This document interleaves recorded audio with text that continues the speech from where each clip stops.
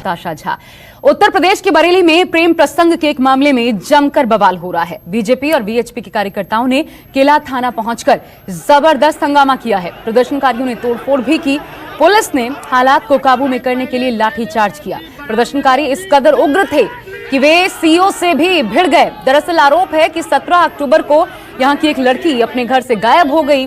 परिवार का आरोप है कि वो अपने साथ 8 लाख रुपए कैश और जेवरों के साथ संदिग्ध हालात में गायब हुई थी। इस मामले में गायब छात्रा के परिजनों ने दूसरे समुदाय के एक युवक पर आरोप लगाए हैं। आरोप है कि छात्रा को बहला फुसलाकर भगाया गया। इसके बाद बीजेपी और वीएचपी के कार्यकर्ताओं ने इसे मुद्दा बना लिया है और देखिए किस कदर यहां पर प्रदर्शन हो रहा है। प्रदर्शनकारियों ने तोड़फोड़ भी की। पुलिस को लाठीचार्ज करना पड़ा है प्रदर्शनकारियों पर। यह बड़ी खबर इस वक्त सामने आ रही है, जिसकी तस्वीरें हम आपको दिखा रहे हैं। उत्तर प्रदेश के बरेली का यह पूरा मामला है।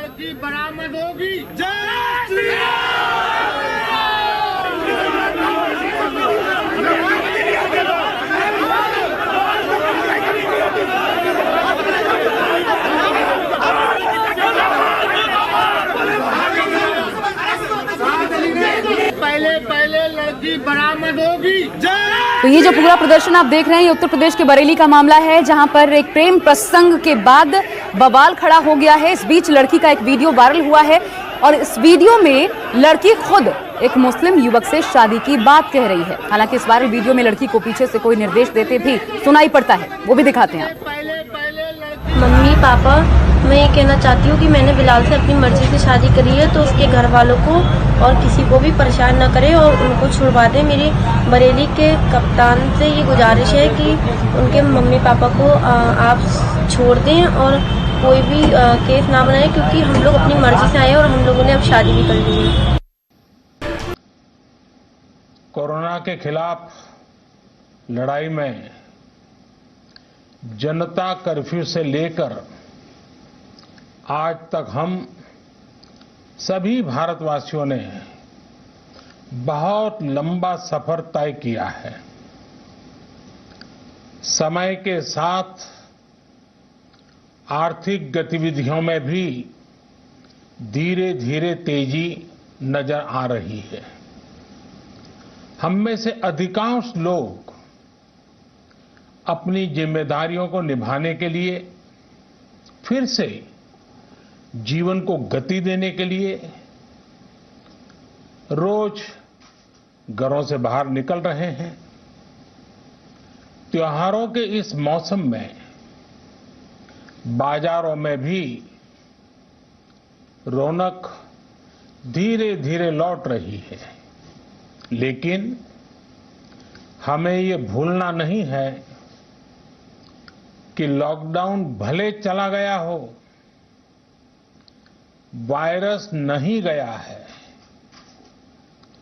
बीते 7-8 महीनों में प्रत्येक भारतीय के प्रयास से भारत आज जिस संभली हुई स्थिति में है, हमें उसे बिगड़ने नहीं देना है और अधिक सुधार करना है।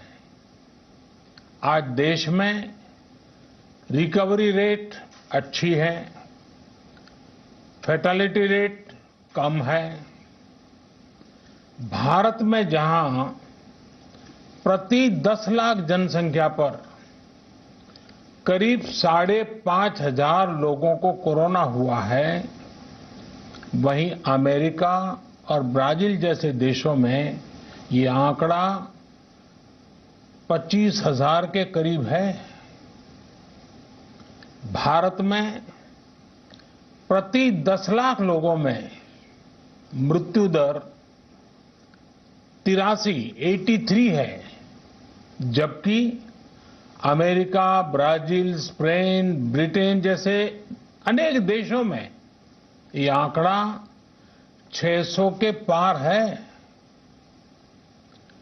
दुनिया के साधन संपन्न देशों की तुलना में भारत अपने ज्यादा से ज्यादा नागरिकों का जीवन बचाने में सफल हो रहा है। आज हमारे देश में कोरोना मरीजों के लिए 90 लाख से ज्यादा बेड्स की सुविधा उपलब्ध है। 12,000 क्वारंटाइन सेंटर्स है। कोरोना टेस्टिंग की करीब 2,000 लैब्स काम कर रही है। देश में टेस्ट की संख्या जल्द ही 10 करोड़ के आंकड़े को पार कर जाएगी। कोविड महामारी के खिलाफ लड़ाई में टेस्ट की बढ़ती संख्या हमारी एक बड़ी ताकत रही है।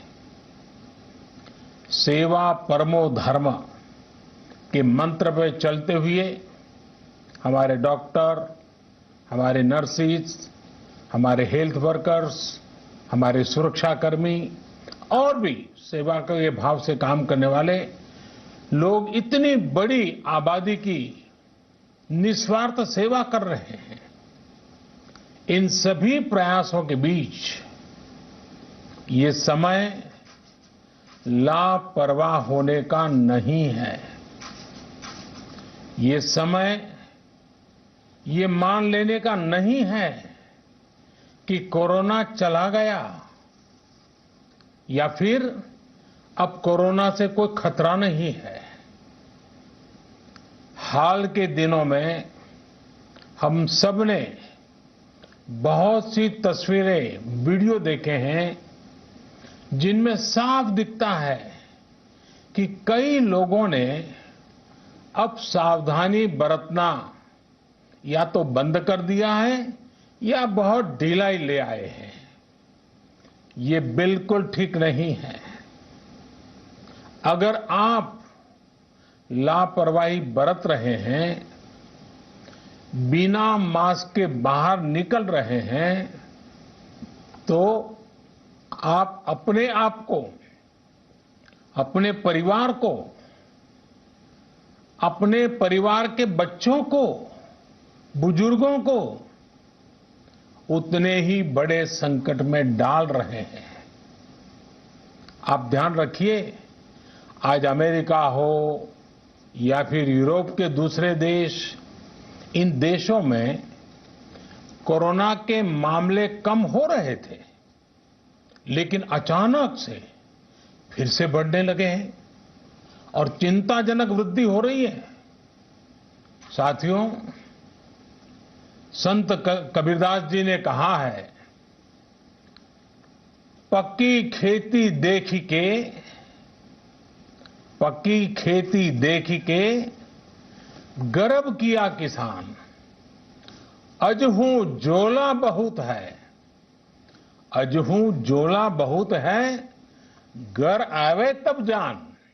अर्थात कई बार हम पक्की हुई फसल देखकर ही अति आत्मविश्वास से भर जाते हैं कि अब तो काम हो गया, लेकिन जब तक फसल घर न आ जाए तब तक काम पूरा नहीं मानना चाहिए। यही कबीरदास जी कह के गए हैं।